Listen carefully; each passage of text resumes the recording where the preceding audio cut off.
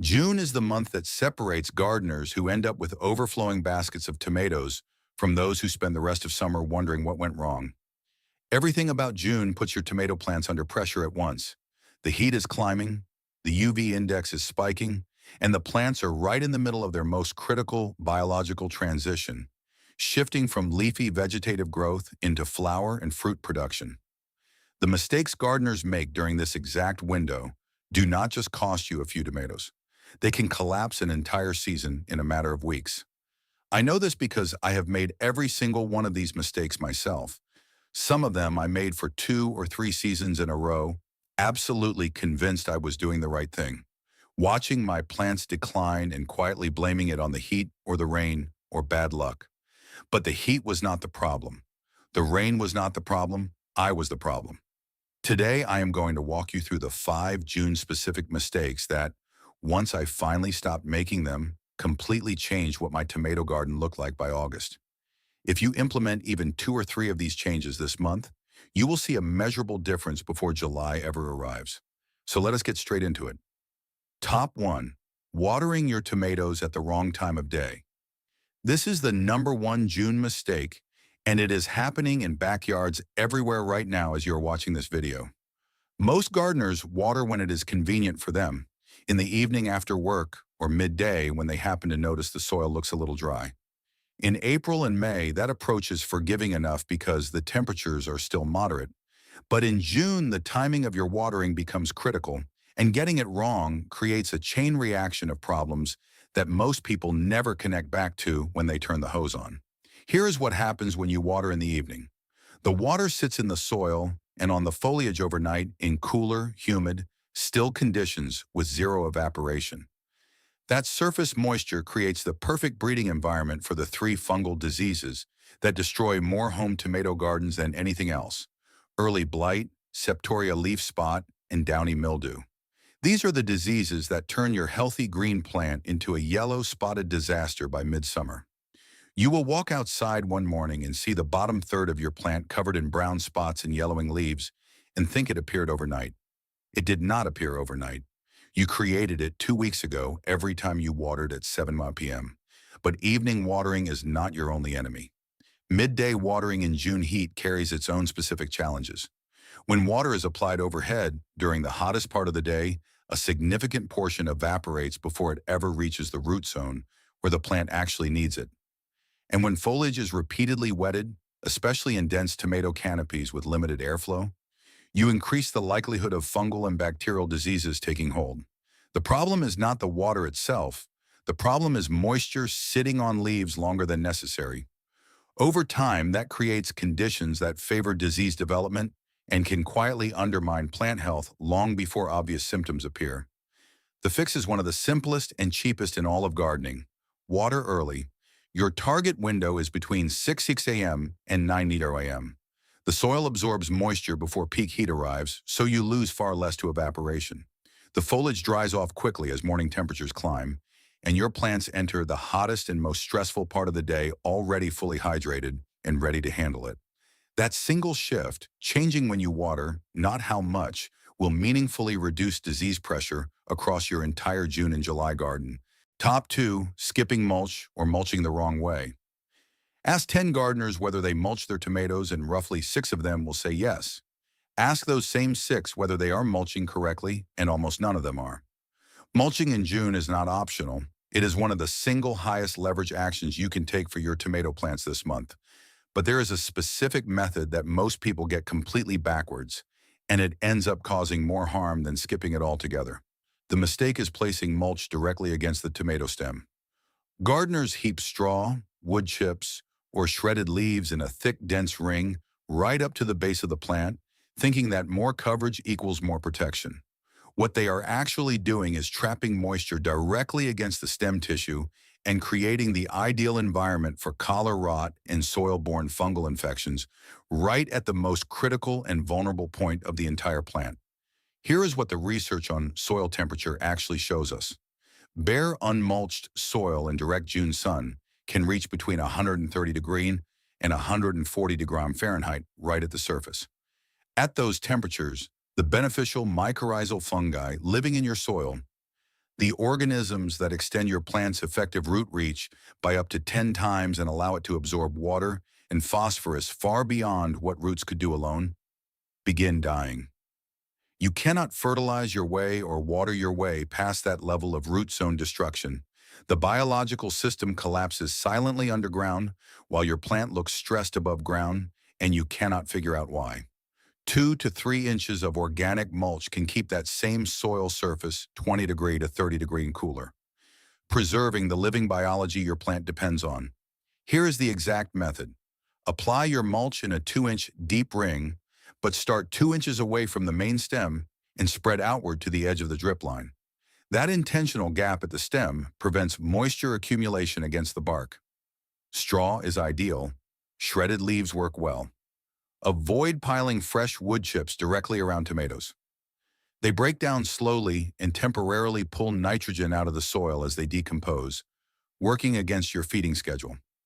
Before we get into the next mistake, and this one right here is the one that costs gardeners the most fruit, so you do not want to miss it. I want to take a quick second and ask you something. Drop a comment right now and tell me where in the world you are watching this from. Seriously, just your city or your country is enough, because here is why that actually matters. The 5 mistakes in this video affect gardeners differently depending on your climate. A gardener in Texas is dealing with a completely different June than someone growing tomatoes in the UK or Canada or Nigeria or Australia. And when I know where you all are watching from, I can make better, more specific videos for your exact growing conditions. So scroll down, leave a comment right now. Where are you watching from, and what is your biggest tomato challenge this June? I read every single one. Top 3. Feeding the wrong nutrients at the wrong stage in early spring. Nitrogen is your best friend. It drives the vegetative leafy growth that builds the plant structure your tomatoes need to eventually support heavy fruit. Most gardeners understand this and feed accordingly. But here is the mistake that catches even experienced growers every single June. They keep feeding nitrogen at the same rate and with the same product they used in April and May. And then they stand in their garden confused, staring at lush, gorgeous, dark green plants that are producing almost no tomatoes. By June, your tomato plant is undergoing a fundamental biological transition. It is shifting from vegetative mode into reproductive mode. It wants to flower. It wants to set fruit. That transition requires a complete nutrient pivot. Phosphorus becomes the dominant driver now. It powers root development, fuels flower formation, and facilitates the energy transfer the plant needs to push fruit to maturity. Potassium becomes equally critical, regulating water movement through the plant tissue and building the cell wall strength that resists both heat stress and disease pressure. When you continue pushing nitrogen through June, you are chemically signaling the plant to keep producing leaves rather than flowers. The plant is not malfunctioning, it is responding perfectly to the input you are giving it. The fix is to make the switch to a lower nitrogen, higher phosphorus and potassium formulation by the first week of June at the latest. Look for something in a 5-10-10 or 3-15-15 NPK ratio. Many dedicated tomato fertilizers are already calibrated for the flowering and fruiting phase. Pair that with a weekly liquid application of kelp or seaweed extract, roughly 1 tablespoon per gallon of water applied as a root drench. Kelp delivers natural cytokinins and auxins, plant hormones that specifically support flower development and retention on the vine. This combination of the right granular ratio plus weekly kelp is one of the most reliable tools you have for maximizing tomato production through the summer months. Top 4. Accepting blossom drop without understanding it. Nothing is more demoralizing than watching your tomato plant finally load up with clusters of bright yellow flowers, and then watching those flowers go limp, turn brown, and drop one by one to the ground without a single fruit setting. This is blossom drop. And in June, it is one of the most common events in the entire tomato garden. The mistake most gardeners make is one of 2 extremes. Either they panic and start cutting, spraying, or over-fertilizing trying to fix something they do not understand, or they accept it as an inevitable consequence of the heat and do absolutely nothing. Both responses are wrong because blossom drop in June almost always has a specific, identifiable cause. And once you know the 3 primary causes, you can address each one directly. The first cause is temperature stress. When daytime temperatures consistently push above 90 degrees and nighttime temperatures stay above 70 degrees, tomato pollen loses its viability.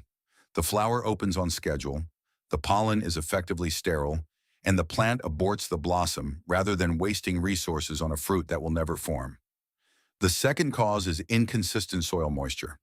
When a tomato plant swings between drought stress and sudden heavy watering, it triggers a hormonal stress response that causes it to shed developing flowers as a survival mechanism. The third cause is insufficient pollinator activity. In gardens with low bee traffic, flowers on large fruited varieties can open and close through their full cycle without ever being successfully pollinated. Here is the layered strategy for each cause. Use shade cloth to buffer the extremes of peak afternoon heat. Maintain consistent, even soil moisture through your mulching and your morning watering routine. And for pollination, take 30 seconds every morning to gently shake your tomato cages or lightly tap the flower clusters with your hand. This mimics the vibration frequency of a bee's wings, which is what actually dislodges pollen in the wild. For large fruited heirloom varieties, hold a small electric toothbrush against the main stem just below a flower cluster for 3 seconds. It sounds almost too simple, but it works. And the difference in fruit set between a garden where you do this and one where you do not is not subtle. Top 5. Treating June sun. The same way you treated May sun, every plant tag, every seed catalog, and every beginner gardening article ever written tells you the same thing. Tomatoes need full sun, 6 to 8 hours minimum. Plant them in the sunniest spot in your garden. And from March through May, that advice is exactly right. Your plants need maximum solar energy during establishment to build root depth, develop canopy structure, and store the energy reserves they need to push heavy fruit loads. Full sun in spring is exactly what a tomato plant needs. But here is the part that almost nobody in the gardening world talks about openly. That same full sun in June and July is a fundamentally different thing than it was in April. The UV index in June is often 2 to 3 times higher than it was in early spring. The angle of the sun has changed, the duration of peak intensity has lengthened, and the plant's needs have shifted dramatically. What happens when a tomato plant is pushed past its UV tolerance threshold is not immediately visible. The leaves do not scorch. The plant does not wilt dramatically the way it does in a drought. Instead, it quietly begins diverting energy away from growth and fruit production and into manufacturing protective compounds to counter the radiation stress. At the same time, that chronic stress suppresses the plant's natural immune defenses. Disease organisms that the plant's biology would normally resist gain a foothold. And the specific stress hormones the plant releases are chemically similar to the signals produced during insect feeding damage, essentially broadcasting a distress call to every aphid, spider mite, and whitefly operating in your garden. In hotter growing regions, a 30 to 40% shade cloth installed horizontally above your garden bed can make a dramatic difference once summer heat intensifies. Not draped over the sides, but above, filtering the light that comes straight down during peak UV hours, typically between 11 a.m. and 4 p.m. That level of coverage reduces the most damaging radiation while maintaining full airflow and still delivering the light your plants need for photosynthesis. In high humidity growing regions, this single addition has been documented to extend productive, healthy plant life by 6 to 8 weeks compared to unprotected plants growing in identical soil under identical care. Gardeners in the desert Southwest may need 50 or even 60% coverage. Those in more temperate northern climates may not need it until July. Know your climate and adjust accordingly. But for the majority of tomato growers across warm, sunny growing regions, 40% shade cloth installed in early June is one of the most high-return decisions you will make in your garden this entire season. Those are the 5 mistakes that will define whether your tomato garden produces the kind of harvest that has you giving bags of tomatoes to neighbors, or the kind of garden that looks exhausted and struggling by the time July arrives. Water in the morning between 6 and 9. Mulch correctly with that intentional gap at the stem. Switch your fertilizer to a flowering and fruiting formula immediately. Take blossom drops seriously and attack its specific root causes. And get your shade cloth up before the June sun starts working against you. Every single one of these adjustments is something you can do this weekend. No special equipment, No expensive products. Just the right information applied at exactly the right time in the season. That is genuinely all that separates a great tomato harvest from a disappointing one. Get out there, make the changes, and enjoy the best June your tomato garden has ever had. If these tips change the way you look at your tomato plants this summer, please subscribe and like the channel. We are digging deep into the gardening secrets that others try to keep buried. Let's grow a better future together. The next harvest of knowledge will be opening up very soon.